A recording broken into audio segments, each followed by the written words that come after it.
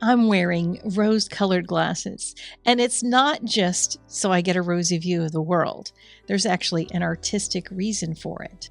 A student asked me recently why it is that some artists can paint in crazy colors that make no sense, but the picture still holds together.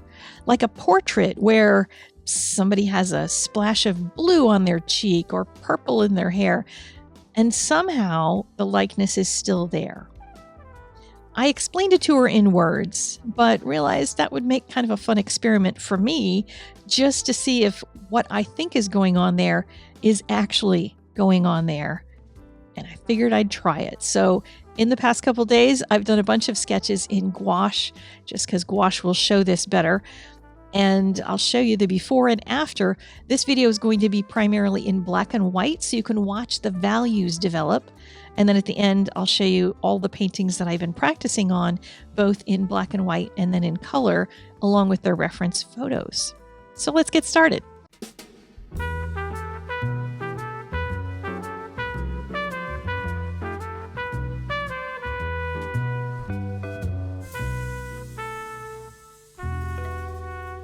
As I mentioned, the video is going to be in black and white, and it's supposed to be. There's nothing wrong with your YouTube player.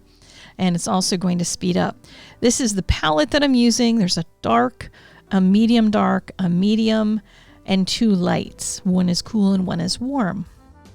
And I know what these colors are going to do. You'll see some pictures at the end that I practiced, because I haven't used gouache in a couple of months, and I kind of needed to get back to relearning my own techniques for how to paint with gouache.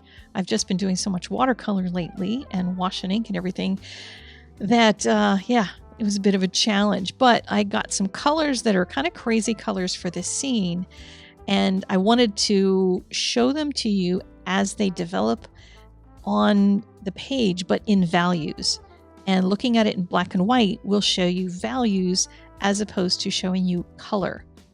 And if you're the person that always goes to every single YouTube video that you watch, every tutorial, and you're like, what color did you use at 8 minutes and 14 seconds? And you really want to know the color, that's less important than the value. And with most mediums, people can't tell you the value when they're doing a tutorial. You have to start being able to see the darks and the lights for yourself. And that's going to really help improve your artwork. Because as I mentioned, you can paint in crazy colors, as in the portraits that Karen was sending and she was amazed by. You can paint in any colors at all, and it'll still hang together if you get the values correct. So you don't need to know what the color is, and you just need to know what the value is. With the car, you can already see it's developing dimension because of the values. There are mid-tones in there. I've left white space, and I'm building in some blacks for the shadows. And you don't even know what color it is. Doesn't matter what color it is, because the values are correct. Now, these glasses that I'm wearing are not going to help you to see in black and white. I don't know if there's a product out there that you can just put on your eyeballs and see everything in front of you in black and white. I wish there was, because that would really help in seeing values. But these glasses do help to enhance the contrast. And if you've ever worn like red sunglasses for skiing, that sort of thing, it will enhance the contrast, I guess, so you don't run into a tree or something in the snow. Used by other sports, I think driving is one thing that it can be helpful for. There's other pages I've seen on the web where they're like, don't wear these, they'll hurt your eyes. I have not found them to hurt my eyes, but I also don't wear them a ton. I already can see value, so I don't really need this to enhance anything. But for this experiment, it actually did work to keep me from thinking this object should be this color, that object should be that color. And since I was seeing everything with this pink haze over it, it seemed like, okay, I don't know what those colors are, and I'm okay with that. I'm, doing this as an experiment, and it got me really paying attention more to values. And after a while, even though I knew what these colors were, I was speaking to myself, when you think, oh, well, I need a little more red in this, or I need a little more blue in this. Instead, I was thinking, I need some more dark in this. I want this object to be this color, this hue that I've chosen for it, but I want to make that color darker. So how do I do that? I add a dark to it.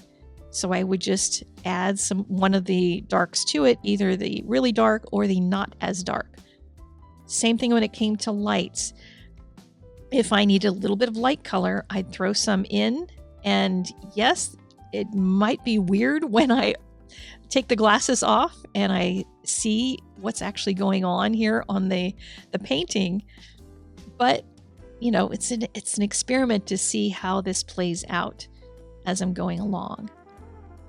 And it's a challenge to paint this way, in trying to only think about values and letting yourself paint in crazy colors.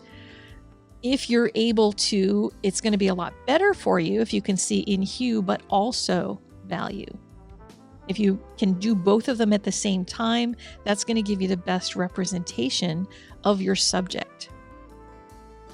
So here you can see I'm putting down a light color for all of the mountains in the background. And I haven't painted in a bunch of the details on the car yet, because I want to do those after I finish putting in the mountains and the trees and the ground underneath.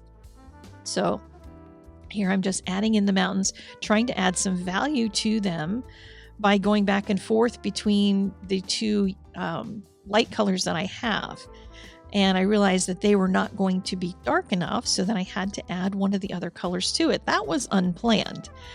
I knew, kind of what I was doing in general, but as I started trying to paint some of the whites back in and trying to get some of the light areas to crop up, I realized I was going to need to start darkening some spots too.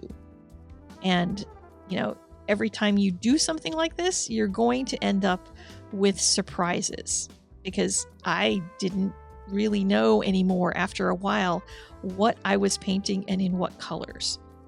Like I said, I was thinking in terms of, okay, this color is light, this one is dark, this one is medium. And once I started mixing, I had no idea what my mixes were. So even though, I kind of had a general plan for the color that I wanted the mountains to be, the color that I wanted the car, the trees, the sky, all that, I didn't really know what would happen once I mixed. So with the mixing, I was literally looking at blobs of value, because I couldn't see very well as to what it was. And I will have to say, I was a little surprised by what happened to it. That was, not exactly expected, but it still worked in the long run.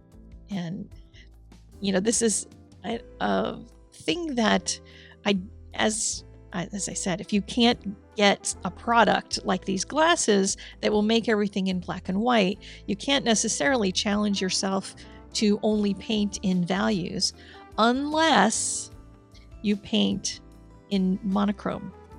If you were to paint this whole thing in one color and only giving yourself black and white, so you darken it and lighten it, that would give you a lot more of a study.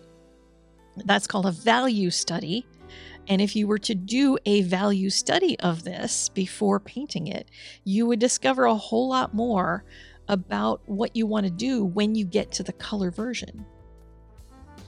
So while there is nowhere that we can, get a product that will help us to entirely see in black and white, if you practice doing sketches, like I'm always telling you to do sketches, I feel like I'm nagging sometimes because I really believe in sketching.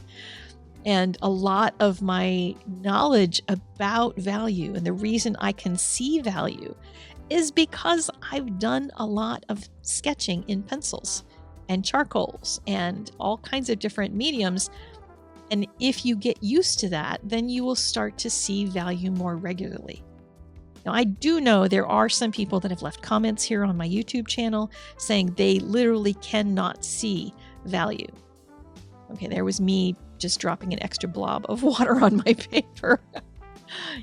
Yes, I am not practiced lately with my gouache. So I know there are people that may have, just I don't know if you'd call it a condition, but a certain type of way of seeing and a way that their brain works that they can't see the lights and the darks. And they've told me that, and I am totally willing to say that that could be it, but I also am going to say that if you start to learn to draw in black and white, in graphite, or just if you don't like graphite, do it with a black colored pencil, and start to practice those values. It takes a while to get used to seeing them, but once you start seeing them, it gets harder to not see them. Now, even on these trees, as I was painting them in, I realized I needed more dark value. I had a pretty good dark value down there for the base.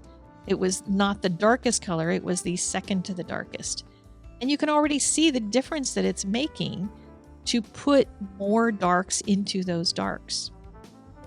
And I can tell you, I was like learning madly throughout all of this about how much dark I was going to need in order to make this look more like the photograph. Now, it's never going to look exactly like the photograph because it's a painting. It's not a picture, but it makes a huge difference in the realism that you can get in your artwork if you can pay more attention to value and don't stress out as much about color. Because when you start working with color, I can tell you what color I'm painting with, but if I'm mixing a color with white or with black or something like that, I am changing the value of that color. I'm changing the color. So if you were to just take the same color out of the tube that I'm using at an individual point, then we're really not going to be on the same page anyway, because your mix would need to be the same as my mix. And I can't tell you how many dollops, how many swooshes of color that I've picked up. But if you can start to recognize value, then when you find out what color someone was using for a particular element, then you can start using that color to create the different kinds of values that they have on their painting and start to try to replicate that. So as I was getting deeper into the painting and doing more of it, putting this ground in there, trying to get some grasses in here, they were kind of a mid-tone value, and the color that I had first put down there was much lighter than that. So went back in to put in more details, start to clean up the car a bit, and start to add in some of the things that I had left out, like the undercarriage of the car that has certain shapes to it, that sort of thing. And I also realized that with cars, one of the things that's really important to do is to get the shadow that joins all the tires and the ground and everything. Suddenly a car looks heavy, like it's sitting on the ground, when you've actually got ground under it that's nice and dark.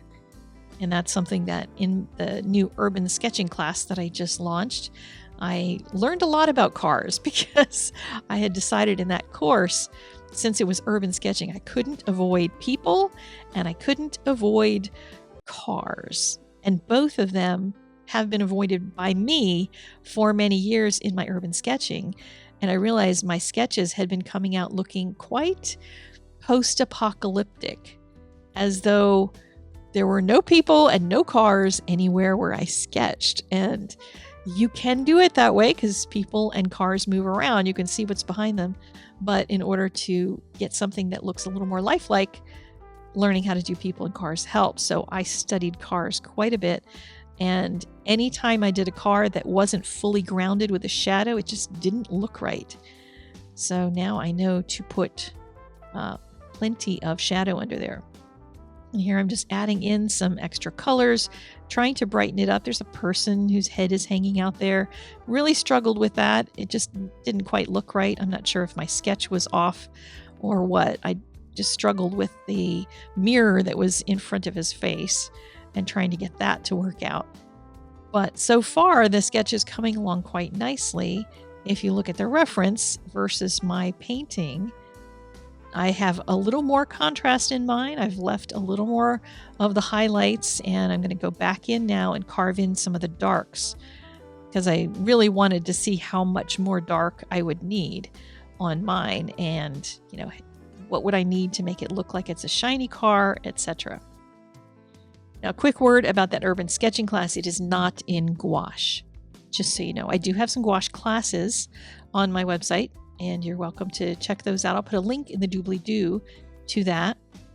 However, this urban sketching class is for beginners, and it's in wash and ink. So we'll draw first in pencil, and then we draw in black ink, and then we paint in color. And it's a very loose style. It's not tight like this at all. It's just kind of like goofy, wacky, fun colors and splashing it on, letting your lines be looser. And if you've been experienced at urban sketching and you just need to loosen up, even a beginner class like this might really help you. So I will put a link to that new class in the doobly-doo. All of my classes, by the way, right now, since it's still July 2025, are ones that will benefit a charity, because we're raising money for charity for World Watercolor Month. And the charity is the International Child Art Foundation. So if you are a fan of helping kids make art, then I highly recommend going to get some classes and helping us do some fundraising, because the organization lost its grant this year in all the craziness in Washington, and it would be super helpful for us to be able to generate some income for them so that the kids can make their art. Now let's take off the sunglasses and see what we've got. So these are the colors that I used. Carbazole Violet for the dark. The next to violet was Quinaridone Purple, and then olive green for the car, and New Gamboge and Hansa Yellow Light for the mountains and the grasses. And then there's just little pops of those colors elsewhere. I've popped some into the trees so that they have basically bird holes they can see through so the birds can fly through. The dark orange color was mixed with the Quinaridone Purple with the yellows. So that has a little warmth to it, so I thought that would work. I was a little surprised when it came out as it did, but I mixed a lot of purples in for the darks, and the dark mix that I made was the olive with the Carbazole Violet to make that really dark color for the tires, the undercarriage, and that kind of stuff. And then a lot of the rest of it was just mixed with white to lighten it. So all the darkening was done with the dark purple color. So this is a combination that I used in a recent video just on Tuesday this week, and said that I was going to try it with something else, and so I have. I want to show you some other pieces that I did as well. First is the Palace of Fine Arts in San Francisco. Lovely building. And I used the same colors that I did for this one that you've seen. And you can see there's a lot of purple in the building. And on top of it, when the sketch was all done, I took a brush full of white and just did dry brush across the columns because everything had gotten a little darker than I wanted. And this one is a good example of how, if your values are off, your painting is off. There's a lot of places here where the value was off, and I got tired of trying to fix it, so I decided I would show it to you anyway. But his face looks flatter in some places. He looks heavier in a bunch of places, and a lot of it is because I got the values wrong. It has nothing to do with the colors. It's the values. And then this is my baby dog. This is Giallo. He just turned, oh my gosh, 9 years old this week.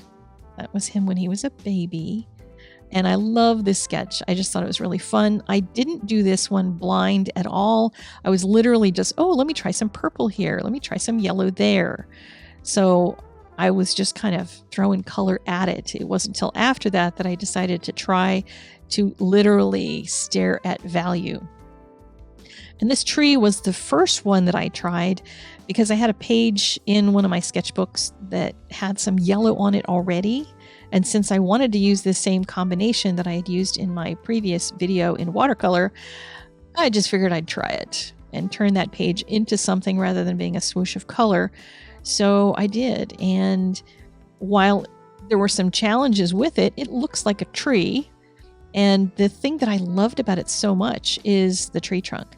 The canopy, not as much. I didn't work on that very hard. It was just kind of quickly thrown in there. But again, this one I directly applied color to it. I wasn't focused as much on value, but it still works as a tree. And then this car, I had swooshed some color on the page at one point and thought, hey, those are close to my colors. Why don't I just paint the car in there? So tossed a little car sketch in there. So that was the fun for the day in my red glasses. So did you learn anything during this video? And are you now perhaps going to try some value studies? Just try them in monochrome something. If you don't like graphite, you don't like black and white, then do something in all greens and start to develop your values so that you know where your darks and your lights are. That's what's going to help your realism so much more than anything else. If you'd like more information and perhaps to see this video in color rather than in black and white, head over to my new Substack, my rebooted Substack, and you can check that out. It's just a speed video with music, but you can watch the color develop as well as now you've seen the black and white. And I will see you again soon. Hit the like button on your way out, pretty please. The algorithm loves that. If you're not subscribed yet, what are you waiting for? I will see you guys in a couple of days with a watercolor painting. Bye-bye.